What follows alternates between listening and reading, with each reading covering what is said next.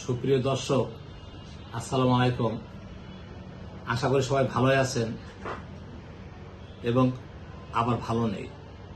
এর অর্থ হচ্ছে আমার দেশের যে লোডশেডিং এর যুদ্ধ শুরু হয়েছে, এতে করে অফিস আদালত, বিভিন্ন কলকারখানা সহ স্কুল পড়ুয়া ছাত্রছাত্রীরা সবারই সমস্যা হচ্ছে। এই লোডশেডিং এর কারণে যারা স্কুল লেখাপড়া করেন, রিমোটে ক্লাস করেন, তাদের উচিত বারবার পানি খাওয়া। তারা বোতলে পানি নিয়ে যাবেন যাতে ডিহাইড্রেশন না হয়, কারণ এই গরমে একটি ভয়, সেটি হল ডিহাইড্রেশন। ডিহাইড্রেশন অনেকে দুর্বল হয়ে যায়, কারো মাথা ঘুরায়, কারো কারো চোখে অন্ধকার দেখে। এই জন্য সবাই ঠিক মতো পানি খাবেন এবং একটু পরপর পানি খাবেন। ছায়াযুক্ত জায়গা, গাছের নিচে আশ্রয় নেওয়ার ব্যবস্থা করবেন যারা বাইরে কাজ করে, এবং যারা মাঠে ঘাটে কাজ করেন তাদের ছাতার নিচে বা মাথায় কিছু দিয়ে কাজ করবেন। তা না হলে হিট স্ট্রোক হওয়ার সম্ভাবনা বেশি। আর আমাদের তেলের এবং লোডশেডিং এর ভোগান্তি শেষ নেই। আমি আশা করি আমাদের মাননীয় প্রধানমন্ত্রী জনাব তারেক রহমান সাহেব এবং বিরোধী দলীয় নেতা ডাক্তার শফিকুর রহমান উভয় মিলে নেগোসিয়েশন করে যাতে বিদেশ থেকে তেল আনা যায়, দেশকে ভালোভাবে চালানো যায়। অন্যান্য সমস্যাগুলো পরে হবে, আগে আপনারা আমাদের দেশ বাঁচান, আমার জনগণকে বাঁচান। জনগণ যদি মরে যায় তাহলে রাজনীতি কি হবে, সংসদে কি হবে? জনগণকে আগে বাঁচান। যারা স্কুল পড়ুয়া ছেলেরা আছে, এরা বিদ্যুৎ গেলে অনেক কষ্ট পায়, রাত্রে পড়াশোনা করতে পারে না। তারপরে আমাদের বিভিন্ন অফিস আদালতে কাজের ব্যাঘাত ঘটছে লোডশেডিং কারণে। বড় বড় আইপিএস, বিভিন্ন আইপিএস যেগুলো বাসা বাড়িতে আছে সেগুলো নষ্ট হচ্ছে। অতএব সরকার কাছে আমি আহ্বান জানাচ্ছি যাতে আমাদের লোডশেডিংটা খুব অনতিবিলম্বে কমিয়ে আনা যায়। এছাড়া আরেকটি খবর হচ্ছে, গত 2 দিন আগে ছাত্রদল ছাত্র শিবির নিয়ে যে একটি কোন্দল হয়েছিল, সেই কোন্দলে আমাদের এক ইউটিউবার সে আমাদের ভয়েস বাংলার খুব ভালো সাংবাদিক মোস্তফা ফিরোজকে নিয়ে বিভিন্ন গালমন্দ করিয়েছেন। আসলে এগুলো ঠিক না। মোস্তফা ফিরোজ একজন প্রতিযশা সাংবাদিক। সে বিভিন্ন চ্যানেলে কাজ করেছেন এবং বাংলা বিষয়ে কাজ করেছেন। তার মনে তো কষ্ট আছে। দলীয় প্রভাব সবাই কম বেশি টানবে।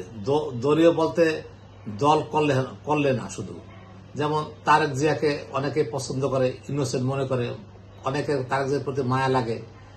আমাদের শহীদ প্রেসিডেন্ট জিয়া রহমানের জন্য অনেকের মায়া লাগে।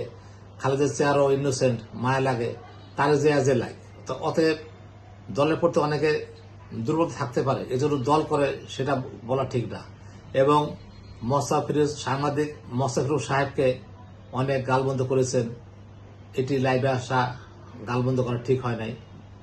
কারণ এখন যারা আছে সাংবাদিক আছে যারা, বা অ্যাক্টিভিস্ট যারা আছে, তার মধ্যে অধ্যাপক হালিম, তারপরে হলো মাহবুব হাসান, তারপরে আমাদের জনপ্রিয় সাংবাদিক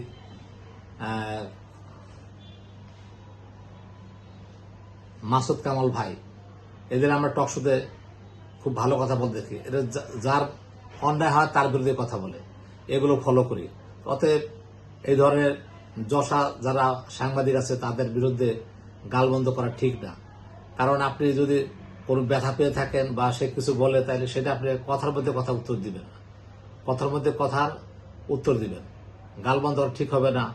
এই গালবন্ধ আমি তীব্র নিন্দা জানাচ্ছি। সবাই ভালো থাকুন, সুস্থ থাকুন, দোয়া করি। আর একটু খবর আছে মুন্সিগঞ্জ বিক্রমপুরের দৈনিক সভ্যতার আলো আজকে খুব ভালো নিউজ করেছেন। প্রথম নিউজ হচ্ছে, রাতের আধারে কাটা হচ্ছে জ্বালার ফসলি জমির মাটি।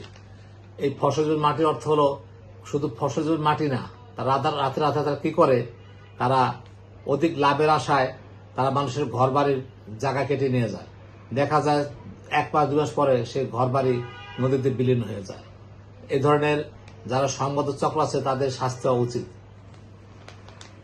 আর একদিকে হচ্ছে মুন্সিগঞ্জ স্বাস্থ্য বিভাগের 3 জনকে রাখার, মুন্সিগঞ্জ স্বাস্থ্য বিভাগের 3 জনকে বরখাস্ত করলেন মন্ত্রী। এ হচ্ছে সিভিল সার্জন, তত্ত্বাবধায়ক ও আমাগো স্টোনোটাইপিস্ট মিজান ভাই। আরেকটি খুব ভালো খবর এবং আনন্দের খবর, ঢাকা বিশ্ববিদ্যালয়ে সিনেট হচ্ছেন সংসদ মোহাম্মদ কামরুজ্জামান রতন। আমাদের এমপি মহোদয় সংসদে সিনেট হচ্ছে, বিশ্ববিদ্যালয়ে সিনেট হচ্ছেন, খুব ভালো খবর।